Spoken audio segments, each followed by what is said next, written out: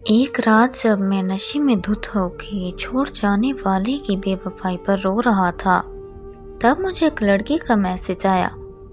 لکھا تھا، میں آپ سے بات کرنا چاہتی ہوں۔ میں نے میسج اگنور کر دیا کیونکہ مجھے روٹین میں ایسے میسیجز آتے رہتے تھے۔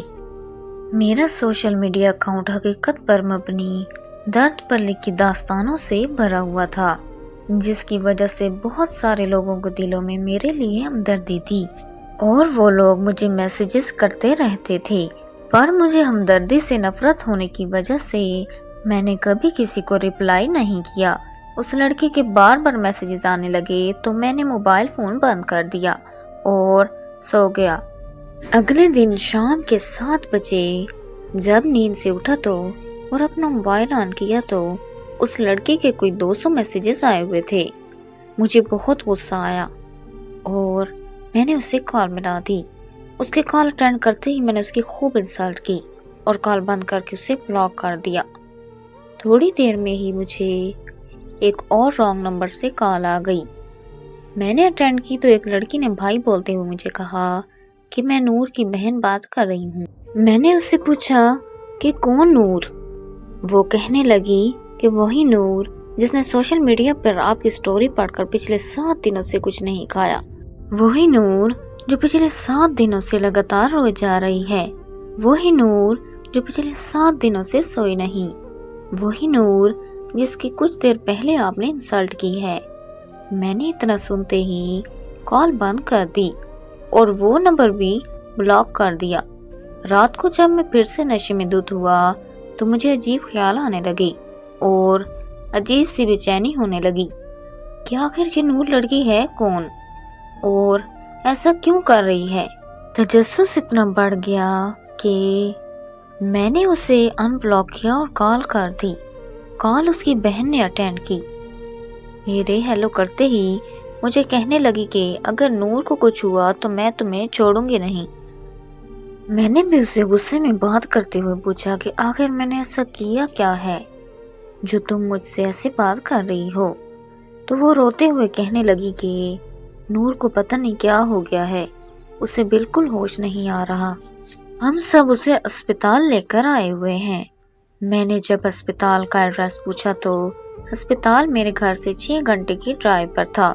میں نے ایک دوست کو کال کی کہ ہمیں اسلام آباد جانا ہے۔ میرا دوست آ گیا اور ہم رات کے 2 بجے اسلام آباد کے لیے نکل پڑے۔ ہم صبح کے 8 بجے اسلام آباد کے اسپتال پہنچ گئے۔ وہاں پہنچتے ہی میری ملاقات نور کی بہن سے ہوئی۔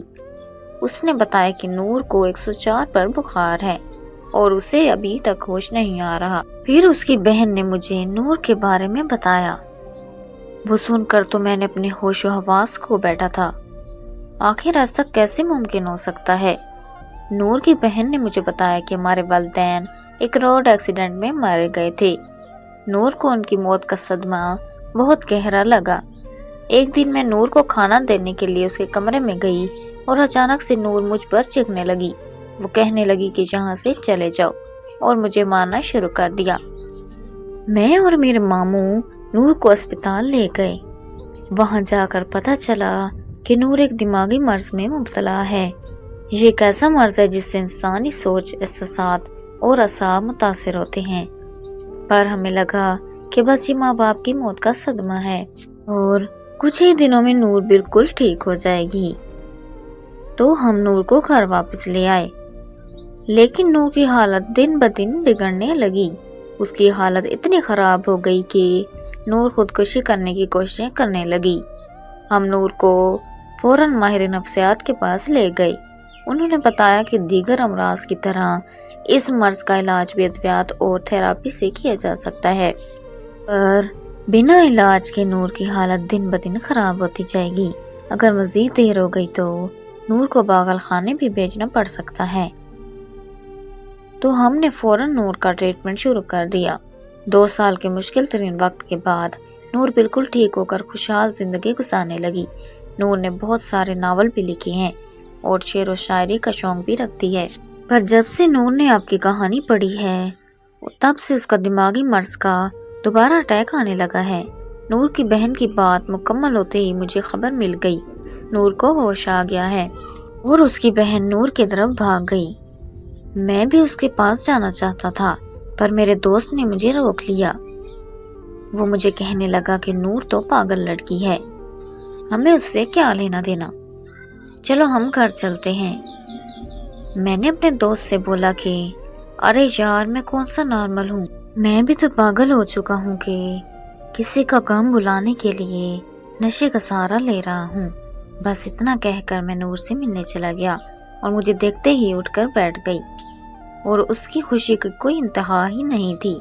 زندگی میں پہلی بار میں نے خود کی وجہ سے کسی کے چہرے پر خوشی دیکھی تھی اور اس کے چہرے پر خوشی دیکھ کر جو مجھے سکون محسوس ہو رہا تھا وہ سکون میں نے پہلے کبھی محسوس نہیں کیا تھا۔ میں نور کے قریب جا کر بیٹھ گیا اور اس سے اس کا حال چال پوچھنے لگا تو وہ مجھے کہنے لگی کہ آپ کے آنے سے سب کچھ ٹھیک ہو گیا ہے۔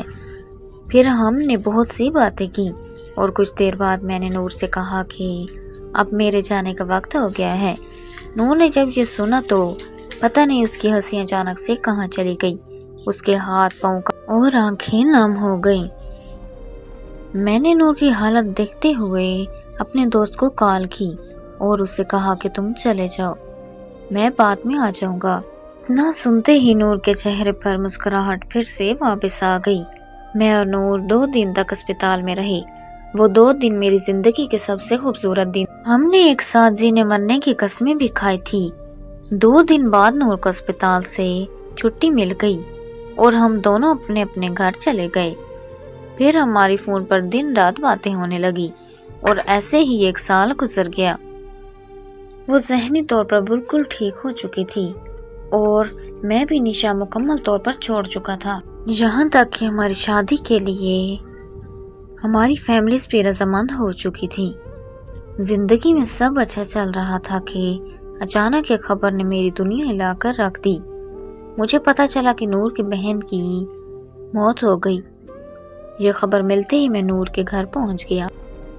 وہاں پہنچ کر پتا چلا کہ نور کی بہن نے پیار میں دھوکہ کھانے کے بعد خودکشی کر لی ہے اور نور کو پھر سے وہی دماغی مرض کا اٹیک آیا۔ نور کو پھر سے اسپتال میں ایڈمٹ کر دیا گیا۔ وہاں نور کی دماغی شریان پھٹ گئی، نور کو برین ہیمریج ہو گیا اور 6 دن بعد نور کی بھی موت ہو گئی۔